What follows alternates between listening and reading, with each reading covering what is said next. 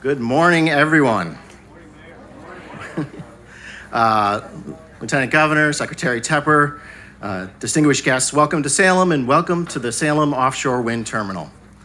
My name is Dominick Pangallo. I have the honor of serving as the mayor of Salem. I want to recognize and thank the other elected officials, state and local officials who are with us today, members of our legislature, our own state senator Joan Lovely, our state representative Manny Cruz, our friends from other districts who have joined us as well and from other communities, Mayor Kale from Beverly, the members of the Salem City Council and School Committee who are here, our partners from Mass CEC, Crowley Wind Services, from labor and all of our community partners, and also to the many city staff who have worked tirelessly over the last 3 years to make this day possible, especially our planning director, Tom Daniel, our harbor master and port authority director, Bill McHugh, our city attorney, Beth Renard, our chief financial officer, Anna Friedman, and our offshore wind planner, Daniel Collins. Thank you all.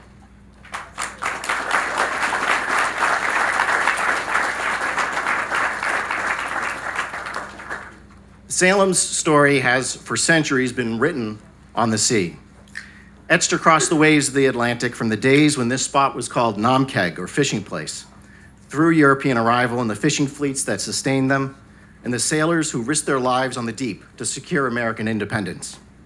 From the great age of maritime trade that made our then young nation prosperous, to the barges that brought the coal that powered New England industry, to the ferries that moved and still move countless people to and from our city, Salem's legacy is a legacy of the sea. For over 400 years, the people of this place have looked across the waves and said, "We can brave the tides and the perils for our common good."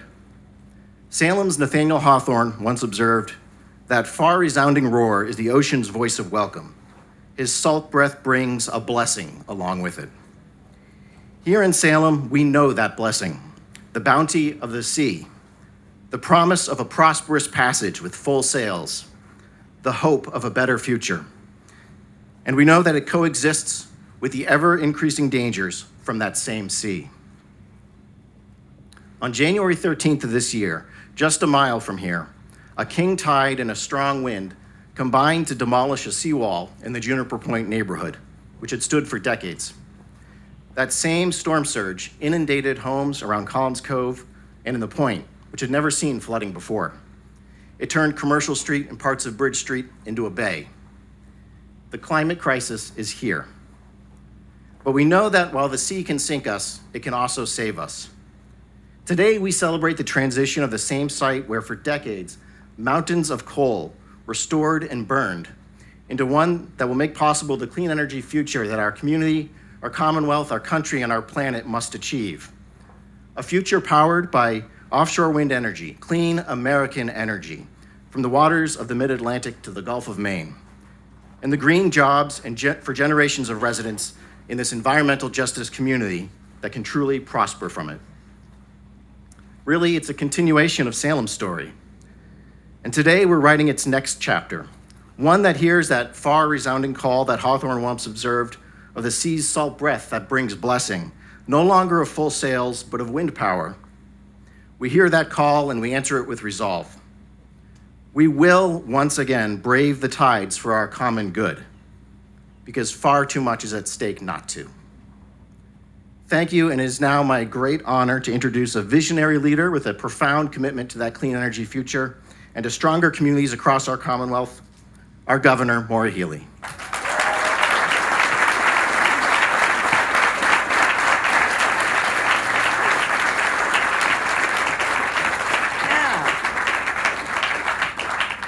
Good morning, Mayor Pangallo. I was standing in the back because it was so beautiful to look out on the water here and to listen to your poetry. Let's give it up for the mayor, calling on and hearkening Hawthorne, and yeah, it's really well done.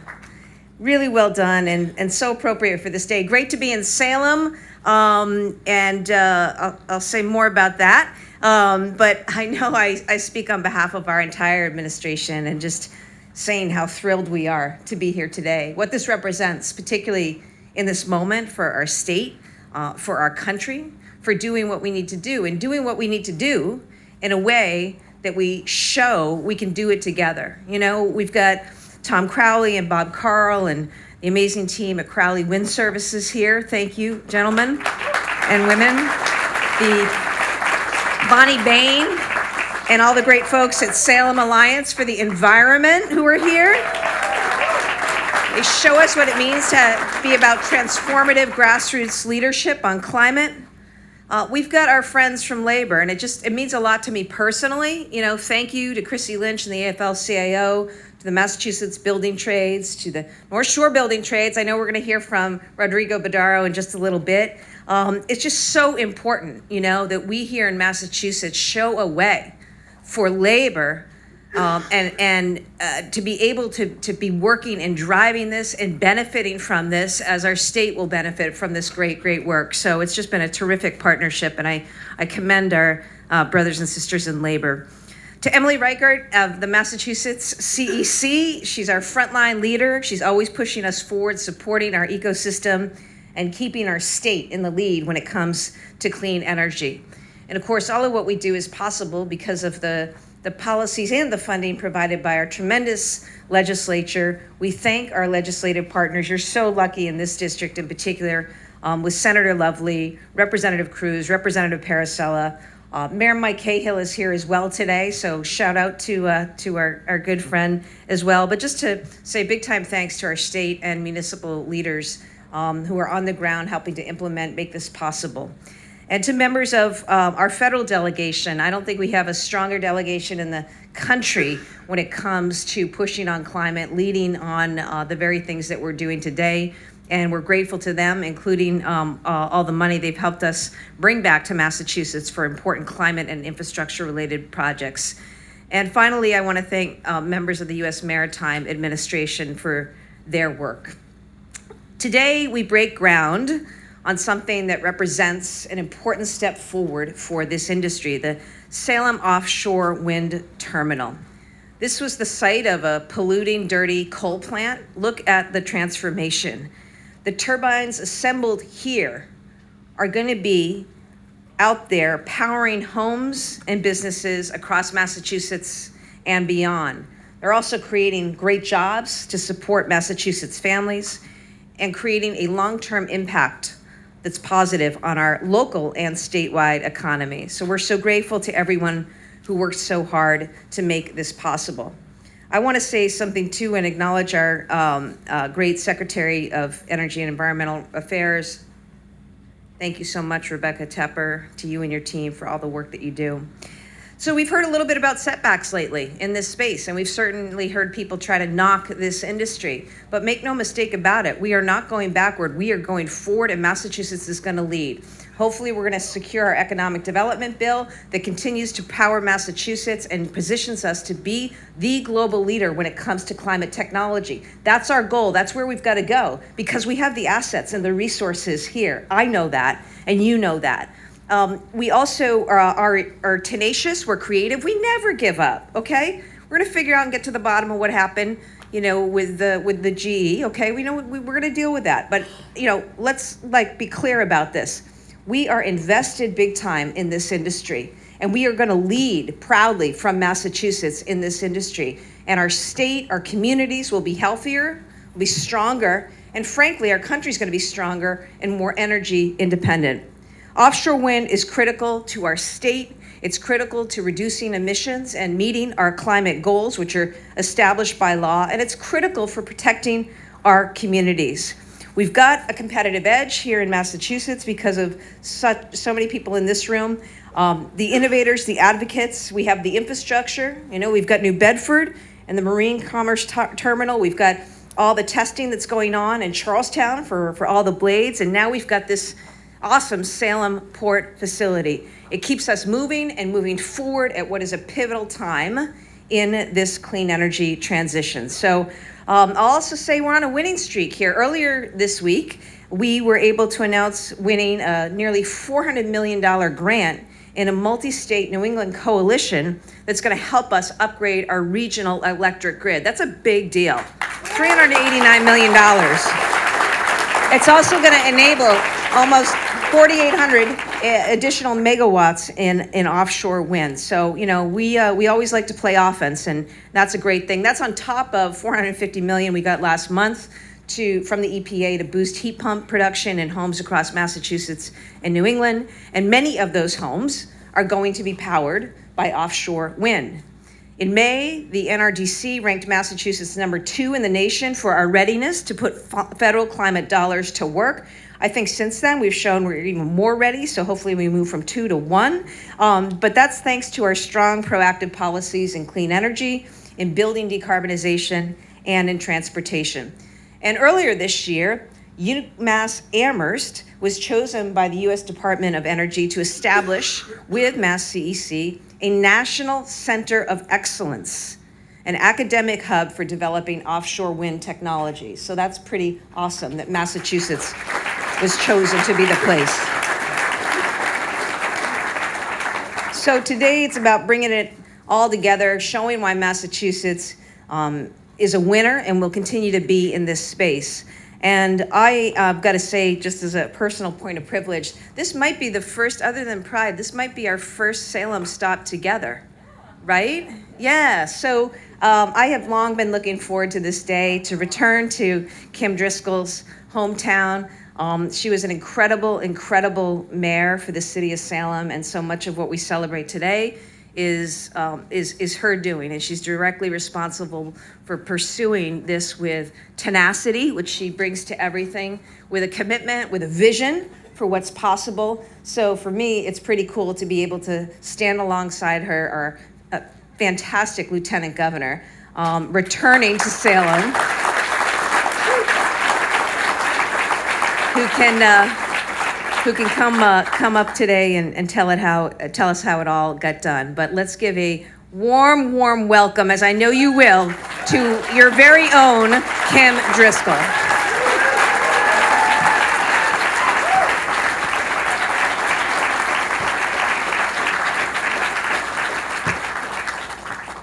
How lucky am I to get to work every single day with Governor Maura Healy? We have a vicious ping pong game going on in our office some days. She's like a backboard, can't win. This is a tremendous day for so many reasons, many of which the governor mentioned and Dominick mentioned, Mayor Pangallo mentioned. It's not only a great day for Salem, but I think it's a really great day for our Commonwealth, and I just couldn't be more proud to have it happening right here in a community that for so many years has seen this facility change and ebb over the years, and is now going to be at the epicenter of this new industry that we are growing here in Massachusetts. It is nascent, it is hard, it is complex, it takes all of our best efforts, public sector, private sector, local government, state government, federal government, coming together to make it happen. And I can't think of a better place for it to take place, given our history. Mayor Pangallo mentioned a lot of it, the maritime history. We had teenage captains sailing around the world, like 16-year-olds captaining ships going to the Far East and Sumatra and bringing back amazing wares and prominence. I've said often I can't get my 20-year-old to pick up a wet towel off the floor, but we had folks putting it all on the line.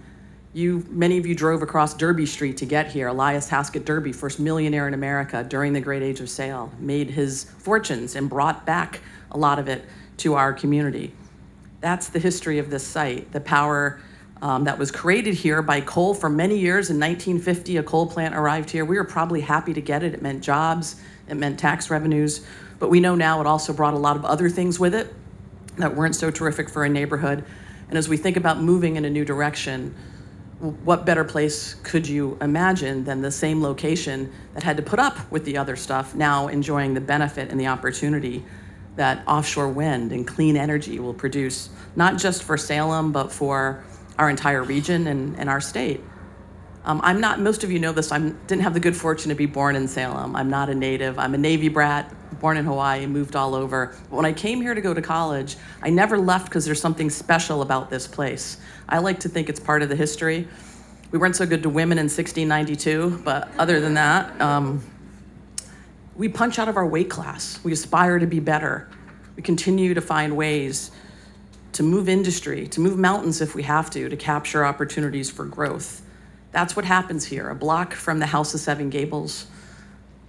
That's what makes this place special. But it doesn't just go on autopilot. Much like Massachusetts, it takes really digging in. It takes having a governor who has a vision and is willing to get out of comfort zones to say we're going to achieve it, to put resources together, to use our Agile Clean Energy Center in a way that creates something new. This is different. This port is different than other ports, and that's okay, because we knew we were going to have to be different in order to accelerate this industry. To have private sector partners, we've got the best team we could possibly assemble. Crowley is the best operator we could have at this site that is going to be here long term.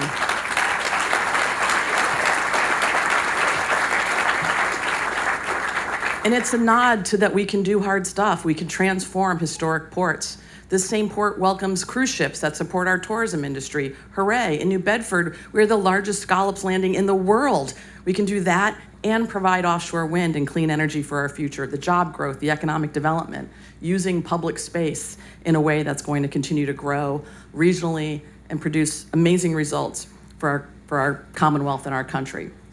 We're going to be celebrating the 250th anniversary of America in 2026. The revolution, a lot of that work started here. Philadelphia and Virginia are trying to claim history, the mantle of history. We're pushing back. So there's lots of stories to tell as we think about 2026, and we're going to have lots of events and parties. That will also be Salem's 400th anniversary of being settled. What I'm most excited about is what the next 250 years are going to mean, and the work that we're doing today to ensure generations to come are going to benefit from clean energy. You know, one day soon, you're going to turn on your lights, and you'll be drawing from clean sourced electricity generated by turbines assembled in Salem, sitting off the coast of a state. That's all produced thanks to Massachusetts policy, Massachusetts workers, and Massachusetts leadership. So as you sit here today,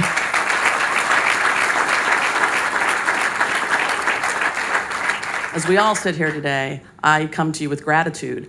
I think the governor and I feel both very grateful to be in these positions, to be able to shape policy and shift resources. But we also have a responsibility. And as we sit here today collectively, we're owning up to that responsibility to make sure we're building a better future, not only for this community, but for all 351. And that takes all of us. So thank you for being a part of it. Thanks for the work you're doing to make sure this is just day one. We actually have to build it now and get through all of the rest of it and have it operational. But it's really exciting, and it wouldn't have happened without every single person in this room and so many others. So thank you.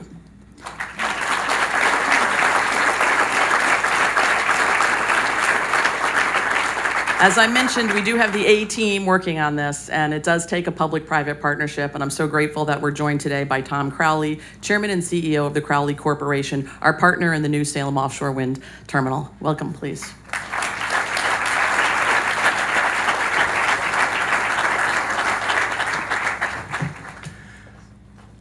Well, thank you very much. It's hard to follow those three incredibly skilled presenters today, but I really want to thank the mayor for his kind words.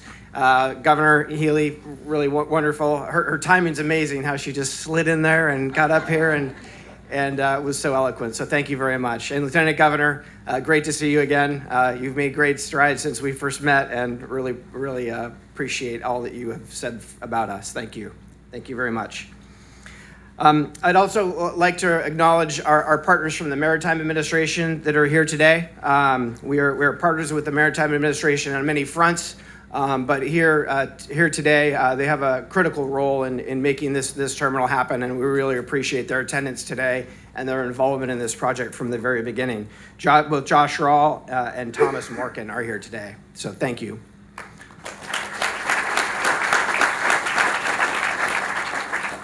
As we've heard, this is a historic moment for the city of Salem and the maritime and wind industries that are advancing renewable energy. We appreciate the trust and the partnership with the city and the state's leaders and the residents and businesses to be a part of the innovative reuse of this site. Throughout our company history of more than 130 years, we've always worked to find new and innovative ways to deliver value and helping our customers, the people, and the communities that we serve thrive. Today, we are here at the beginning of turning a former coal power plant site into a hub for sustainable energy. This is another chapter in that history, and it's an opportunity that we do not take lightly. The industry we are here to support is at the earliest stages of creation here in the United States. We are proud to be a part of that and honored to have all of you here to celebrate this milestone event. Renewable power is here to stay, and with it will come the opportunity for new jobs, building new skills, and capability. The Salem Wind Terminal will be at the heart and serve as the platform for this building effort. As a major union employer, Crowley will continue to support the commitments the industry has made to work together with the PLA. This means a new wave of careers, vessels, and technology for our people and our communities. Together with our project team and our federal, state, and local partners, we are committed to creating a world-class facility that safely and reliably serves the offshore wind industry, from staging to berthing to deployment of assets throughout the wind farms to be constructed offshore. I want to thank you. I'm going to turn the presentation over to Bonnie Bain, my seatmate over here, to continue the presentation, but I want to just take this opportunity to say thank you all for being here today.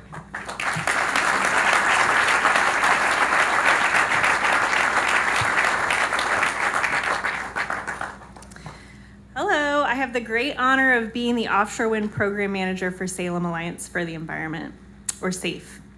SAFE was founded 23 years ago to shut down our coal plant. As watchdogs for this port, we talked about our dream of offshore wind at our founding, and here it is being developed today. With an ethos for community power at our roots and founders with strong social justice focus, we will always center environmental justice through community power building and system change. SAFE knows that when change finally does come, it can happen so fast it doesn't include everyone. So we engaged across the North Shore to make sure community organizations knew about offshore wind, that our workforce development efforts locally focused on ensuring equitable pathways to union pre-apprenticeship green jobs, and that language access was at the forefront. Since these efforts have begun, we have had 3 years of students from Salem and the surrounding area attending a free Kidwin summer camp. MassHire has their first graduating tech school class for sustainable pathways, all with students from local EJ communities. The Salem Port project needed a community benefit agreement modeled on the one SAFE pushed for and influenced when the gas plant came to town. SAFE built a coalition with surrounding neighborhood groups as well as civics organizations, the League of Women Voters, and the Latino Leadership Coalition. We called ourselves Salem Offshore Wind Alliance, or SOWA.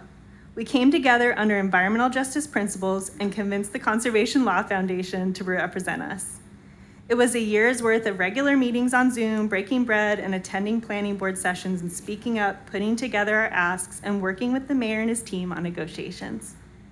The CBA that resulted invests in the roads and green space around the port, creates access to 21st century facility, had a historic investment in childcare, and trust me, I was feeling that need during this process, funding for the Salem High Career and Technical Education Program, scholarships for our students, language access, funding for the Massachusetts tribe to conduct a fishware project with 4th graders every year, metrics for BIPOC, women, and local union hires, and importantly, a commitment to port electrification. When SAFE turns 25, we'll see a world-class wind marshalling facility at our doorstep with historic environmental justice investments in Salem. And now it is with great excitement that I introduce Rodrigo Berdaro from the International Union of Painters and Allied Trades.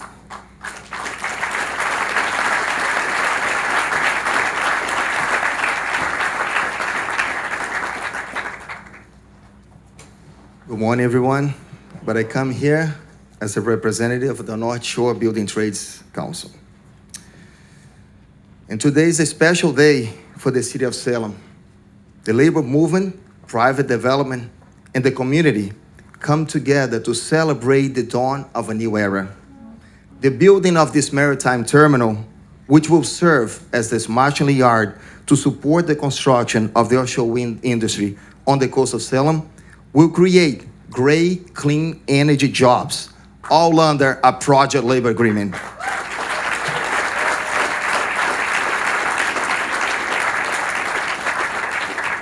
The formula for accomplishing such an important PLA in a fairly small amount of time was the full support of all of the affiliates of the North Shore Building Trades, plus a partnership with a community-responsible developer like Crowley, who kept us informed of the whole process and facilitated the connection between us and the general contractor, DWJFY joint venture.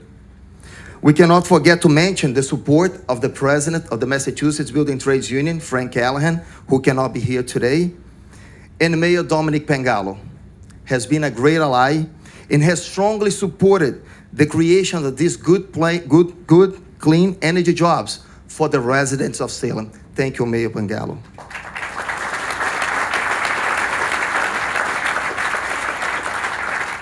The language in the PLA contains substantial diversity, equity, and inclusion conditions, apprenticeship utilization, and local hire goals, directly benefiting the residents of Salem and all the North Shore, while ensuring that this project is going to be on time, on budget, observing the highest safety protocols.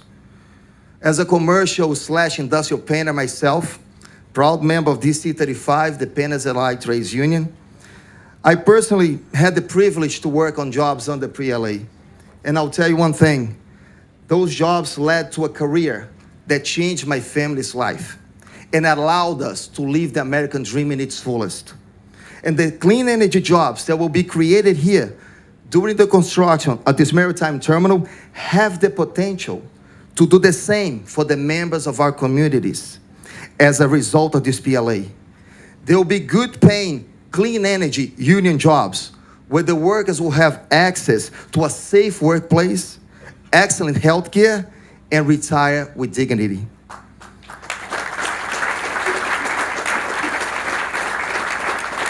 And I close with a quote from Helen Keller. Alone, we can do so little, but together, we can do so much. Thank you all involved in this simple and essential agreement, and congratulations to the City of Salem. And now, I would like to introduce the CEO of the Mass Clean Energy Center, Dr. Emily Reichert.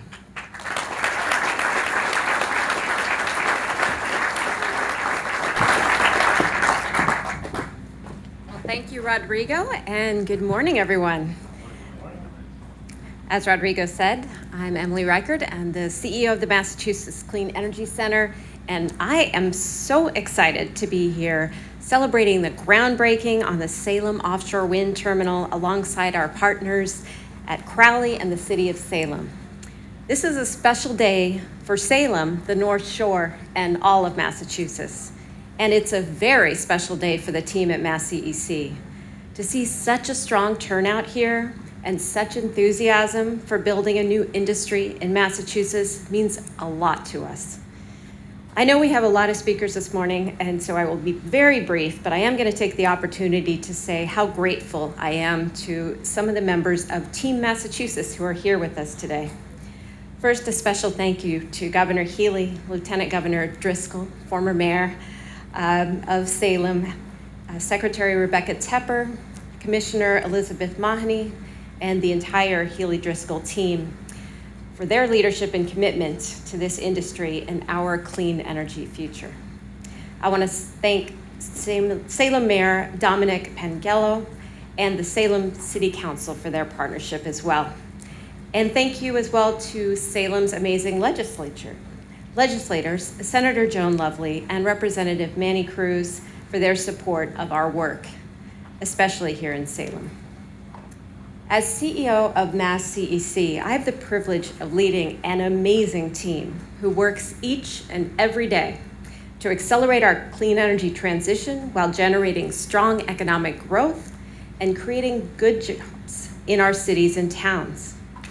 As you've heard this morning, the Salem Offshore Wind Terminal represents a very important part of our clean energy future here in Massachusetts, and we are so pleased to be playing a part in the development of port infrastructure in Salem that will give our state an even greater lead in America's new offshore wind industry. Today, though, would not be possible without the folks who worked for years behind the scenes to make this project a reality. A special thank you to the head of Mass CEC's offshore wind team, Bruce Carlisle. Yeah.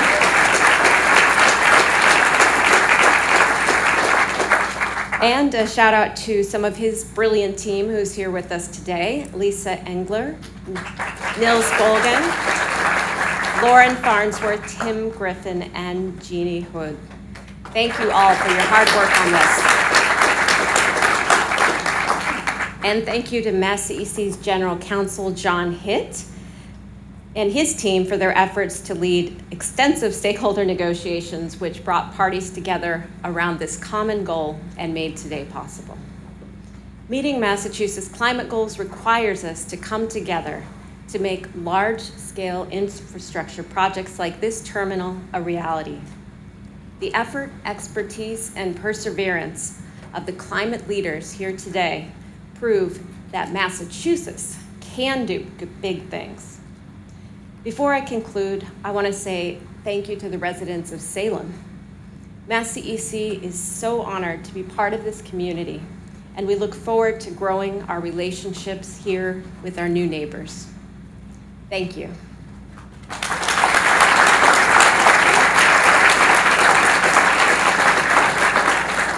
And now please give a warm welcome to Josh Rawl from the Maritime Administration.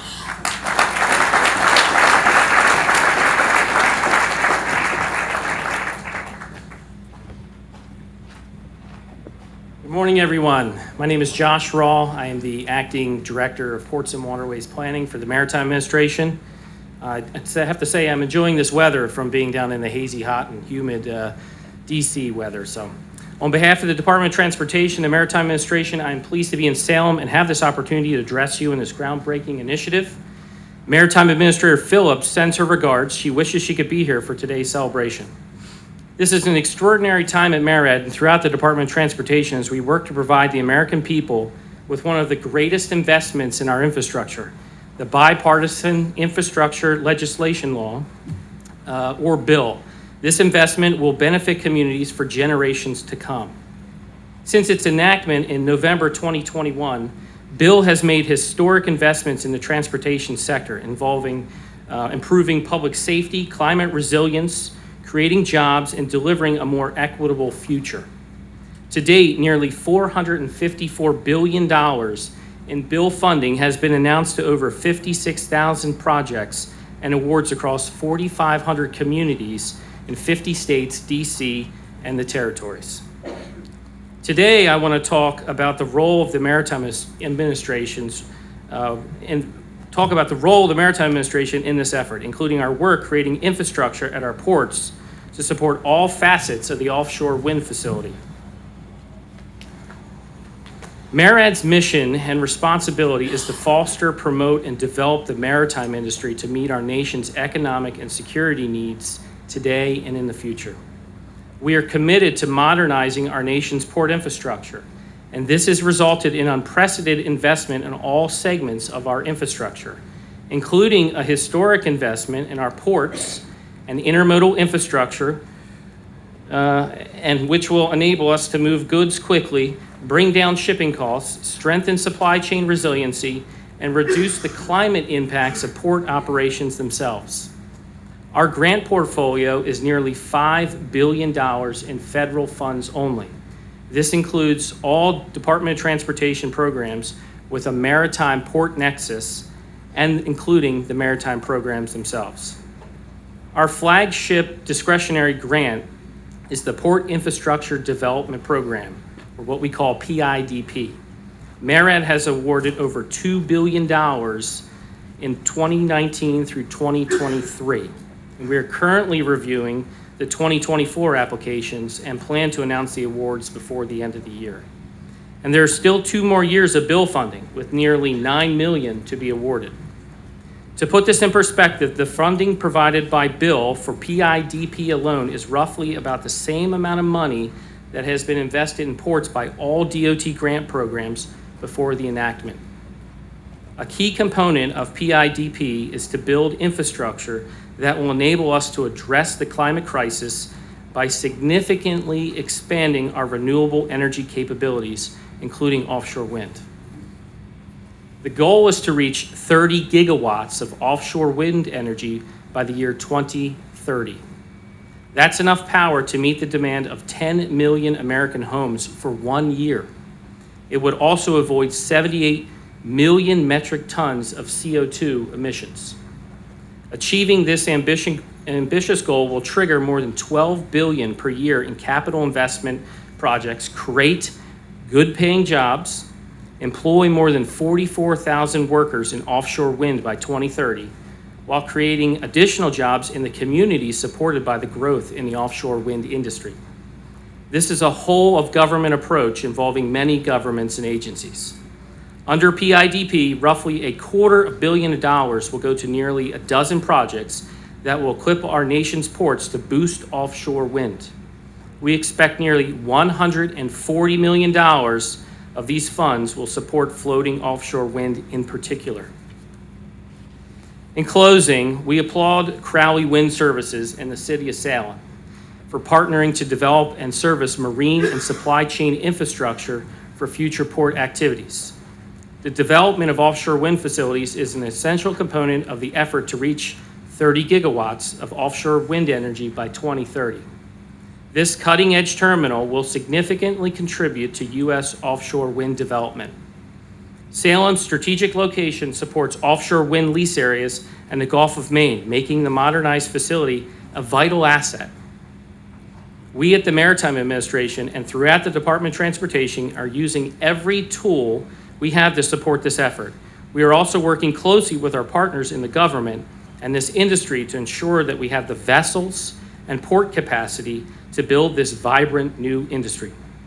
Thank you for the opportunity to be a part of this event. With that, I'll turn it over to Bob Carl from Crowley.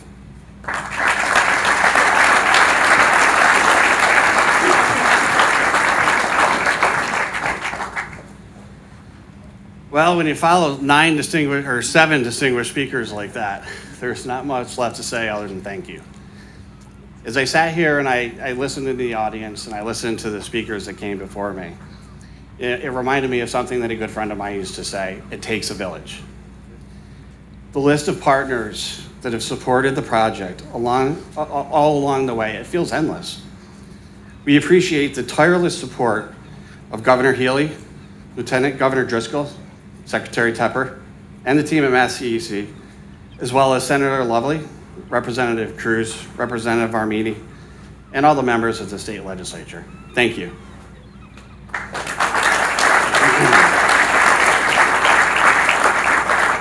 There has been unwavering support from our representatives in Congress and their staffs, as well as invaluable guidance and support from our teams at MARAD, the Army Corps of Engineers, and NOAA.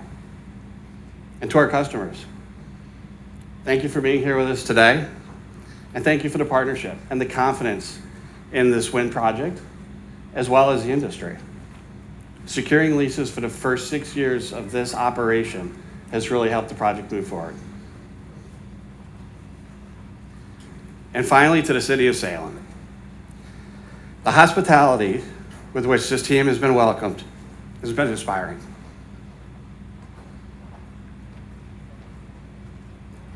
Mayor Pangallo and the staff, city council members, our labor unions, and community groups have had such a significant impact on this project. And it is truly a blueprint for how we can move forward together. On behalf of Crowley Wind Services, we are honored to work with the people who are here today, and we are humbled to play a role in helping Massachusetts reach its clean energy goals. With that, let's transition to Turn the Dirt.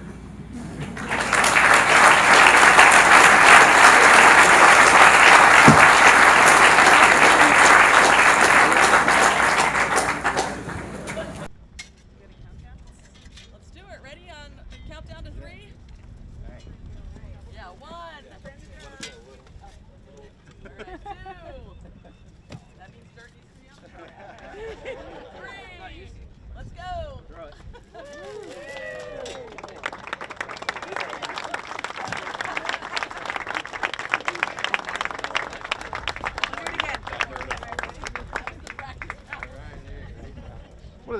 A redo? They need practice. They need practice? Come on, Manny, get in there and dig in there. We doing a full toss? Yeah, we are. Alley-oop? No, not that. I'm wearing white. 2, 3. That looked better.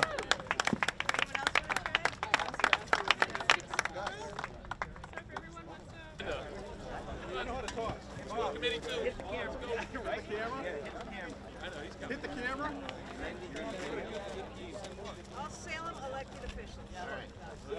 Indy Varela. Wait a second, hold on. Josh, we have a open shovel right here. Well, I've been told to throw at the camera, so you guys better watch out. Ready? Oh, that's cold. That's cold. All right, Dominic, do the countdown. All right. On 3. 1, 2, 3. There you go.